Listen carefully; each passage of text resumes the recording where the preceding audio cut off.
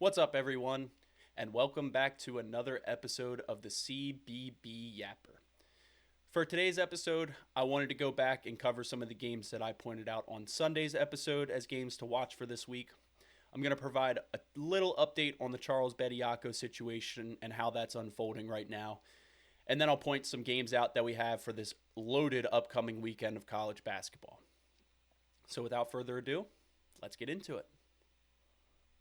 The first game that I wanted to talk about on today's episode was that Duke-Louisville game that took place on Monday night. I was really excited for this one coming into it. I really wanted to get a good look at Louisville at full strength, especially against my Duke Blue Devils, who are playing like one of the best teams in the nation right now. Louisville has been a team that I have been high on since the beginning of the year.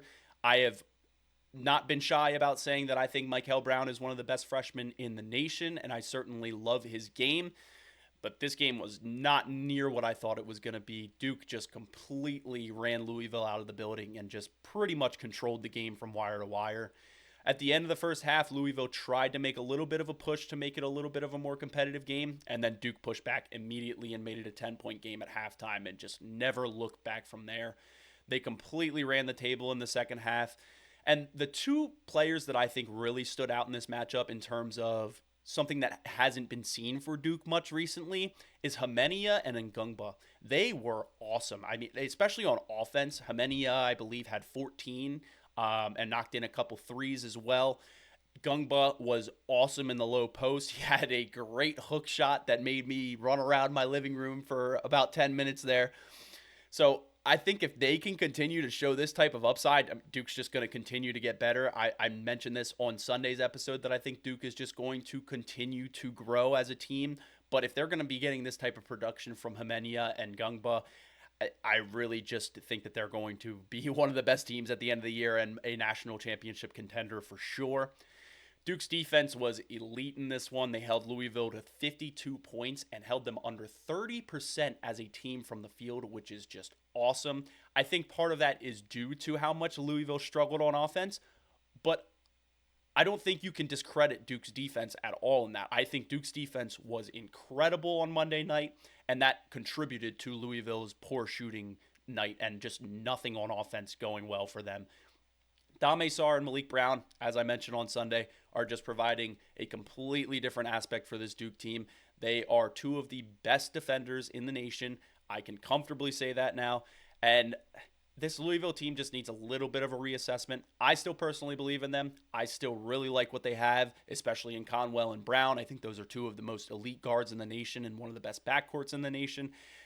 I just think that they don't match up very well against Duke and their length. I just think that Dame Sarr being so long as a guard just really caused a lot of problems. And even Caleb Foster. Caleb Foster is a very good defensive guard, and he's kind of gone under the radar in terms of his defense. But yeah, Duke just really is not a good matchup for this Louisville team. I think that they match up a lot better against nearly anyone else in the ACC. They just do not match up well against Duke. In the ACC right now, it's just clearly Duke at the top, and then 4 or 5 teams following close behind in Clemson, Miami, UNC, Virginia, Louisville, SMU. Those teams are all kind of in the same boat right now. They just have some very good wins, and then they have some really questionable losses.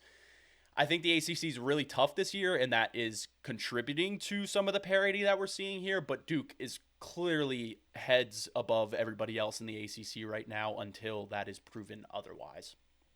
The next game I had on the schedule here was Arizona BYU, which tipped off immediately following that Duke game.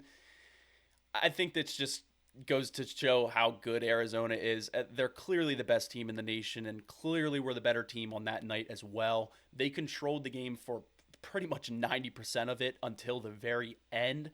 Burries was actually the freshman to watch. I know I pointed out Koa Pete on Sunday, but Burries was incredible, and he was really fun to watch. He poured in 29 points, 5 assists, and then also added in 5 stocks as well, which is just really good out of a guard. That defensive output is going to take them very far in March, especially for a freshman. Koa Pete was solid. He was still good, just not nearly as dominant as I thought it was going to be, especially the matchup between him and DeBanstead just did not go how I thought it was going to. I also pointed out the tandem of Debansta and Wright needing to carry BYU if they wanted to have a chance at winning this game, and they just did not. They combined for 9 of 40 from the field, which is just not going to be a winning recipe for BYU on many nights, and it definitely wasn't that night.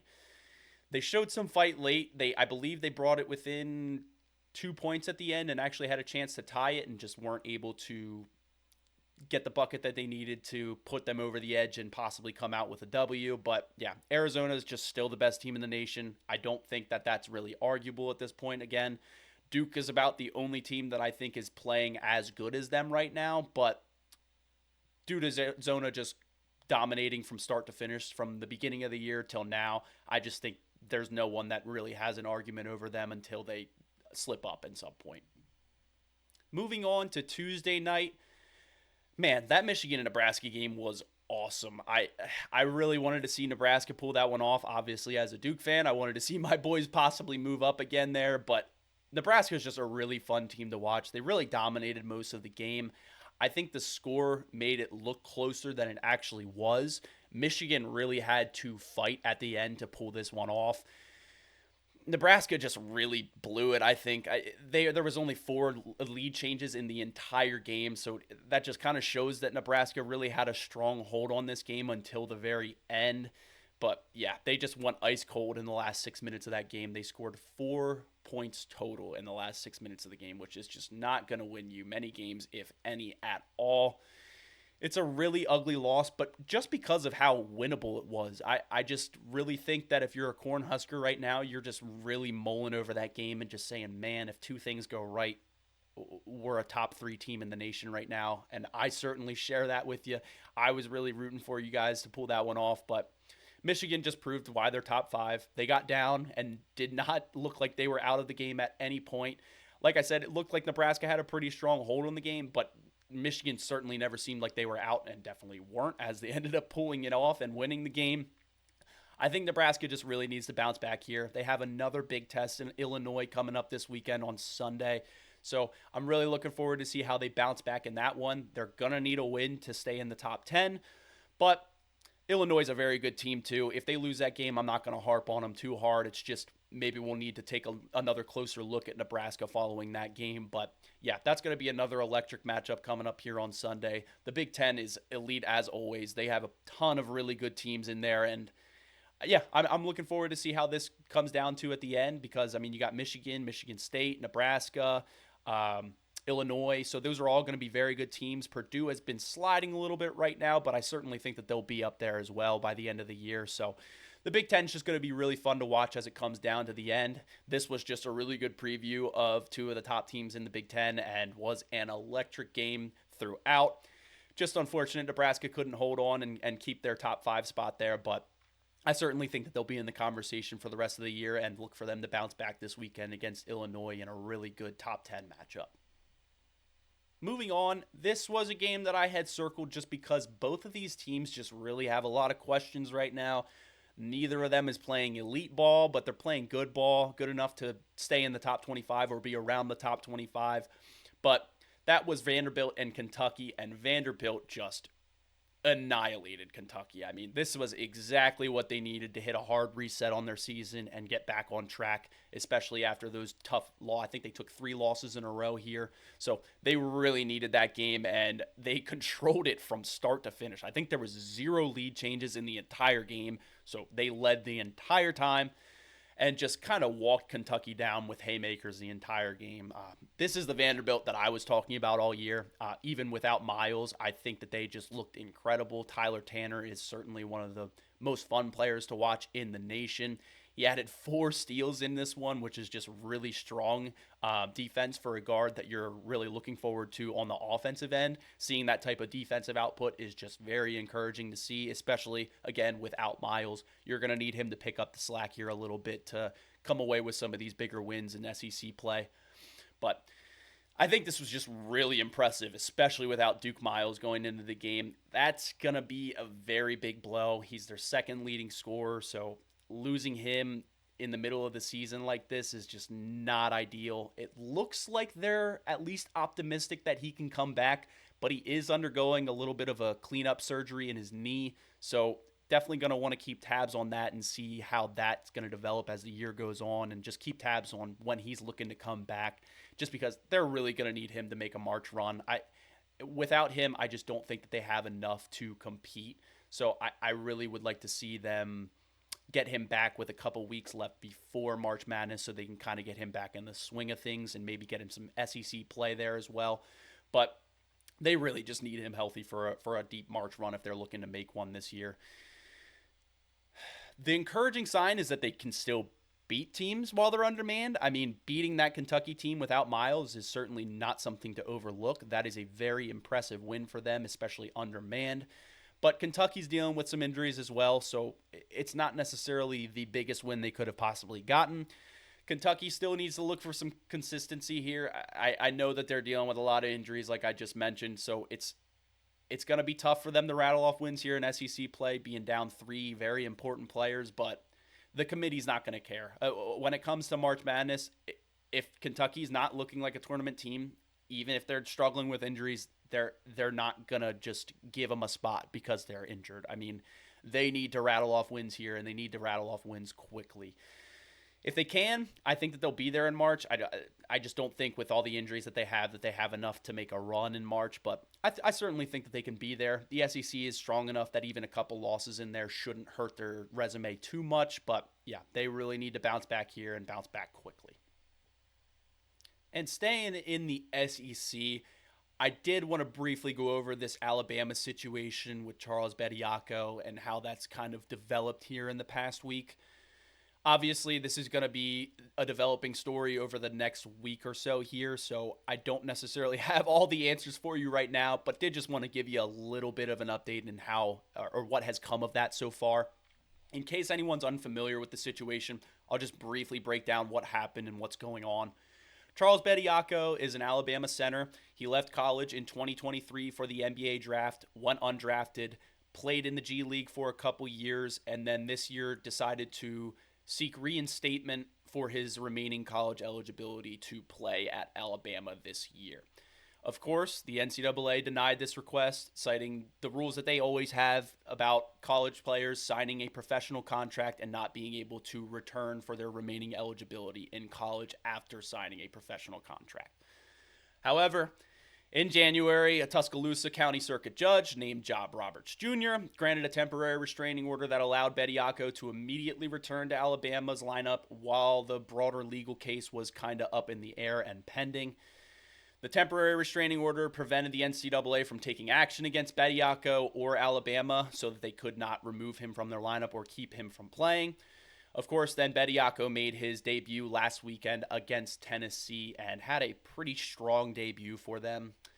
However, the preliminary hearing that I was discussing last week was delayed again due to the NCAA attorney not being able to get to Alabama for that hearing, so it was extended another 10 days.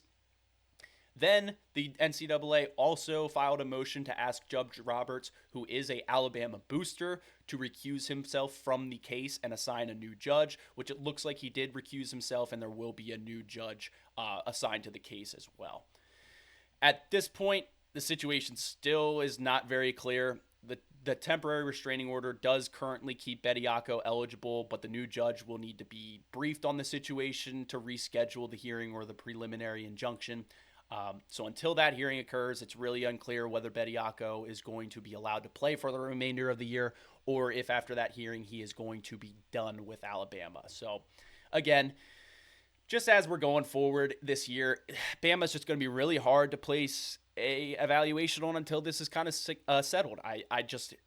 It's hard to say that they're an elite team without Bediako just because I've been harping on how bad their defense is. But again, with Bediako, their defense has significantly improved. So I'm going to continue to just try and push that back, kick the can down the road on that one before giving a full analysis on Bama with Bediako. But as of right now, basically all that's happening is the temporary restraining order is active. The weather delayed the hearing another 10 days. The original judge, Roberts, who is a Bama booster, is recusing himself from the case and is now in the hands of a new judge. So Again, just continue to watch this unfold. Try to keep updated with it if you can. If not, I should have another update here on that probably next week. Maybe not by Sunday because I don't think that the hearing is going to take place by then. So probably by next Thursday's episode, I'll have a more clear view on what's going to happen with this situation. But until then, it's pretty much just all speculation. Moving on from that very interesting situation down in Alabama with Charles Bediako, I did just want to give a brief preview of some of these upcoming games to watch for this weekend.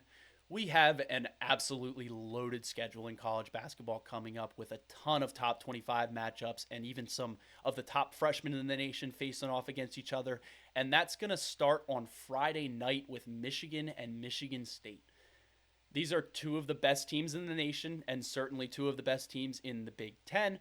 I have been talking very highly on both of these teams and had them both in my top 12 pretty consistently throughout this entire year. But this game is going to have really big implications for not only Big Ten seeding coming up here, but March Madness as well. This is going to be one of the games that people are going to look at on both of these teams' resumes and point to when we're looking at the selection committee in March and seeding. So both of these teams really need to pull this one off. And for Michigan State, if they want to pull this one off, they really need a big game from Fears. If Fears can control the pace and the tempo and the offense for Michigan State, I really like their chances to pull this one out. But Michigan is certainly no pushover. They're number 3 in the nation for a reason and certainly playing like it right now, especially after that huge win against Nebraska on Tuesday. But they're going to need to carry that momentum into this game. They cannot afford a letdown against their big rival in Michigan State. Obviously, this rivalry is not nearly as big as the Duke-UNC rivalry or the Louisville and Kentucky rivalry, but is certainly up there for one of the best in the nation. So I'm really looking forward to this one, and especially the coaching matchup between May and Izzo. I think that's just going to be really cool to see those mind games between the two coaches. And again, we're just really looking forward to a high-level matchup here. I could see this one going either way, but if Fears has a huge game and takes control of this game, I really like Michigan State's chances to pull this one off and get a tiny upset here. Of course, then on Saturday, we have my Duke Blue Devils taking on Virginia Tech. Obviously, a lot of people aren't going to want to watch this one. Duke should handle this one, but of course I have to watch this as a Duke fan. Luckily, there aren't too many games on in this time slot on Saturday, so I won't be missing many major games here. But Duke is just playing as good as anyone right now. And if it weren't for that 1-point loss to Texas Tech, I think there is a very real chance that they are being argued as the number 1 team in the nation right now alongside of Arizona. Arizona has been a little more dominant, so I think that they would still be considered number 1, but Duke would certainly be right behind them. They have really unlocked something here with Dame Sarr and Malik Brown that I mentioned earlier, but specifically with Dame Sarr, his perimeter defense has just been incredible and is just really taking guards out of the game for other teams, and it's just such a luxury to have a lockdown perimeter defender like that, especially with his length at 6'7". So I think that they're just going to continue to get better. I know I keep saying this, but they're a young team. They're just going to continue to improve. And with Big Pat and Hymenia showing what they did against Louisville on Monday night, I think that just adds even more to what this Duke team can unlock and the upside potential that they can show here. I really like this team, obviously. I'm a Duke fan. I'm going to continue to say that I really like this team, but they are just really winning me over here, especially after a kind of rough month in the past month and a half here. They just had a lot of rough starts, but now they're starting to kind of come out and punch teams in the mouth and not get off to those really slow starts. So I'm really looking forward to seeing how they continue to progress as the season goes on. And of course, I will be watching every single one of their games, but in this one, Virginia Tech is no pushover. They beat a very good team in Virginia. They don't really have any other big wins other than that, but it shows that they can certainly hang with these types of teams. But there's no reason that Duke shouldn't win this game by 10+. If they don't win it by 10+, I certainly will have some questions for them on Sunday's episode. But yeah, look for Duke to win this one pretty convincingly. I just wanted to point it out as a Duke fan.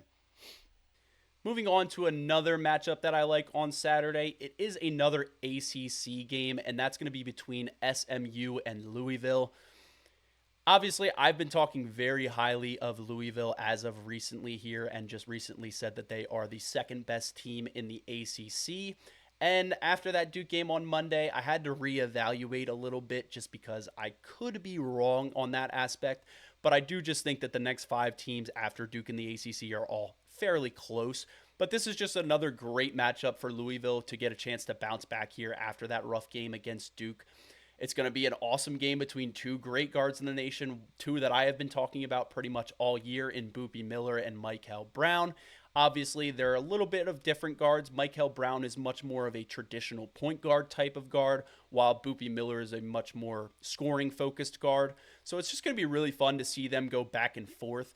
Especially, you wanted to get another look at this Louisville team against anyone that is not Duke. Both times that I've seen him against Duke, they just looked heavily overmatched. But I think for Michael Brown, this is going to be a much better matchup for him against a smaller guard rather than Dame Sarr and Caleb Foster, who are 2 bigger guards. But yeah, I think Michael Brown is certainly going to bounce back here and show why I believe that he is one of the best freshmen in the nation and certainly one of the most fun to watch. But with Boopie Miller on the other side, this should be a very high-level game. SMU is certainly not a pushover. They are one of the better teams in the ACC as well and should just set us up for a fun matchup and a fun preview for the ACC tournament upcoming here in another month and a half and should have pretty big implications on seeding for that as well. But yeah, just would love to see both teams bounce back here and give us a great game on Saturday in between all the other great games that we have on the schedule coming up. And probably the game of the week, or at least the weekend, is BYU and Kansas. This has been one that I have had circled since the start of the year. Obviously, I'm not alone in this, but have been very high on Darren Peterson and AJ DeBansta since they have come to college, and we finally get to see the matchup that we have all been waiting for. Of course, they play different positions, so it's not going to be the traditional head-to-head matchup going back and forth against each other, but it will be cool to see them go back and forth on the offensive end at the very least. Kansas has been a team that I've talked very highly on the entire year. I personally think that they have some of the most elite talent in the nation, and they have one of the best players in the nation, if not the best player in the nation, in Darren Peterson. So I'm really anxious to see how they go up against a very good team in BYU, who has a lot of solid pieces around DeBansta. Peterson is apparently dealing with another minor injury. I know, minor eye roll there, but it does sound like he is going to play this weekend. So if he does, this game is going to be awesome. If he doesn't, I'm going to be extremely bummed, and we'll still watch the game, but just going to be very hung up. If he plays, though, get your popcorn ready. This is going to be one of the best matchups of the week and certainly of the year. So I am really looking forward to this one. If I wouldn't have pointed this one out, I would hope that everybody would be questioning me. But yeah, everyone should have this game circled, and you should be seated for it in its entirety. Next up on Saturday, I have the Kentucky and Arkansas game. This one I mostly circled for the storyline. I'm going to probably circle this matchup until Cal retires, but I think it's just going to be really cool to see Cal go up against the old team that he used to coach for pretty much my entire time watching college basketball. I have always viewed Cal as being synonymous with the Kentucky brand, so it's just really cool to see him go and play them, especially with their new coach in Mark Pope. So it'll be really fun to watch. Kentucky needs this win, though, a lot more than Arkansas does. Arkansas has been playing very well recently and has rattled off some really good wins here in the past couple weeks. But Kentucky has just been kind of struggling the entire year, especially being the highest paid team in the nation. They have really let down their fans and their boosters. So I'm sure getting a win here would erase some of the doubts and some of the pain that they've had from this season. But yeah, look for Arkansas to win this one. I just don't think that Kentucky can go into Arkansas undermanned and pull this one off. But I'm certainly not going to count them out. It's going to be a very emotional game for both teams. I know, obviously, Cal has been at Arkansas for a year now, so it's not fresh off of that, but it's still a little bit of an open wound there. So it's going to be an emotional game for both teams. Both teams are certainly going to want to pull it off, and both teams certainly need to. But yeah, look for Arkansas to pretty much dominate this one. I just don't think that Kentucky has enough to keep up with their guards. Moving on, another game that I wanted to watch. I'm not sure how good of a game this is going to be, but I'm very intrigued to see how this one is going to play out, and that is UConn and Creighton. Creighton has been a team that I have talked pretty poorly on all year. They just have not impressed me. Every single time I watch them, they're just very unimpressive and just do not look like a March Madness team. However, UConn has been a team that I think has been struggling a little bit here, especially in Big East play. As a Duke fan, this is going to be a little bit of a hate watch because I would love to see my Blue Devils move up here again, especially seeing UConn lose to a team like Creighton would certainly drop them a little bit. But I'm just looking forward to get another look at the Big East and how this is kind of shaping up here. I have not been speaking very highly of the Big East, especially about Creighton and Seton Hall, who are the two teams that I think are in the top five, but outside of the top three pretty heavily. But yeah, I really would like to see Creighton try and impress me here and try and pull off a W here, but I just do not see it happening. I think that UConn is just too talented of a team, especially for this Creighton team, and I just think that they're going to be severely undermanned in this one.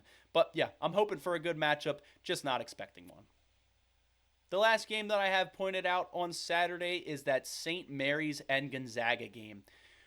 I talked about this a little bit ago when I was going over my top 25 teams and discussing the West Coast Conference, but these are just going to be the two teams that run the table out there all year.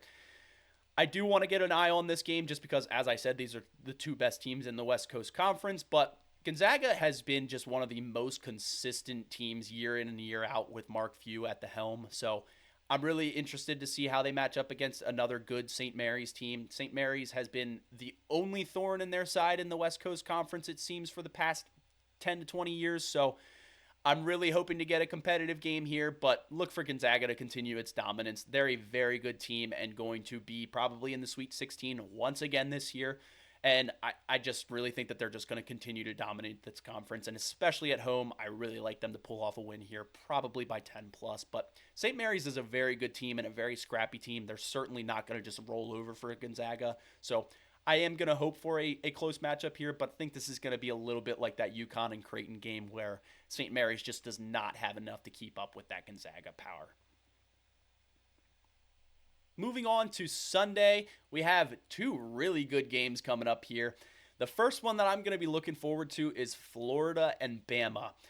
This is going to be a very high-level matchup with two teams who love to push the ball and love to score.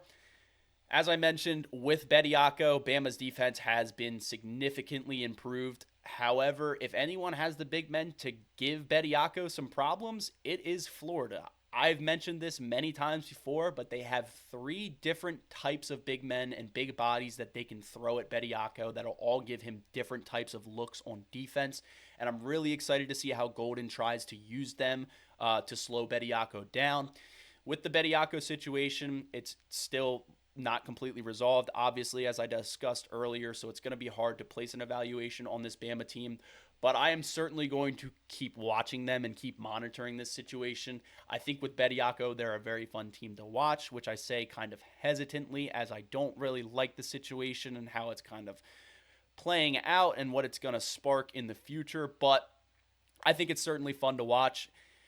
And Florida has been one of my favorite teams all year, so I would love to see them come in and beat this Bama team just because Bama has the advantage with a 23-year-old playing on their roster, so I would like to see Florida come in and pull this one off, but I'm looking forward to a really high-level matchup and hope it's at least a close game.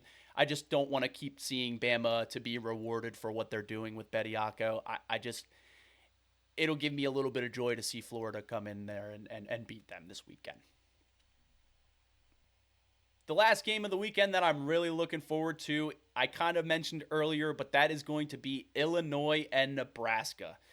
This is just going to be an awesome end to a great weekend of college basketball with another top 10 matchup. I am super excited for this game. These are two teams that have flown under the radar a bit this year, I believe, and just not getting the type of respect that they deserve. But they are playing as good as anyone in the country, especially Illinois. Illinois had a really huge win last weekend against Purdue, and they are going to continue to get better, I believe, here. They are one of the best scoring teams in the nation, so we're going to look for a high-paced and high-scoring game here, as Nebraska certainly is no slouch and likes to push the pace as well. Nebraska's coming off that tough loss that we discussed earlier to Michigan, so they really need a bounce back here to remain in the top 10. But Illinois needs to continue this momentum that they got from last weekend. They cannot afford a letdown here against Nebraska. They definitely cannot afford a blowout, so they need to keep this one close. I think that they certainly are going to keep this one close, as they are one of the elite teams in the nation as well. But if they win this one, they could crack the top 10. So I really think that this is a huge game for both of these teams. Whoever wins this game is most likely going to be in the top 10, which will be huge for seeding in March Madness come later in the year. So this is just going to be another game that has huge implications on not only the Big Ten seeding, but March Madness seeding as well. And again, just looking forward to a really high-paced and high-level matchup here. There's a ton of good guards on the floor, so that's always my favorite thing to watch. So it's going to be a very, very exciting game to watch. But that's all I have for today's episode of the CBB Yapper. I appreciate everyone and anyone who listened into this week's episode. And if you enjoyed, go ahead, leave a like, subscribe, and join us back here on Sundays and Thursdays for new episodes.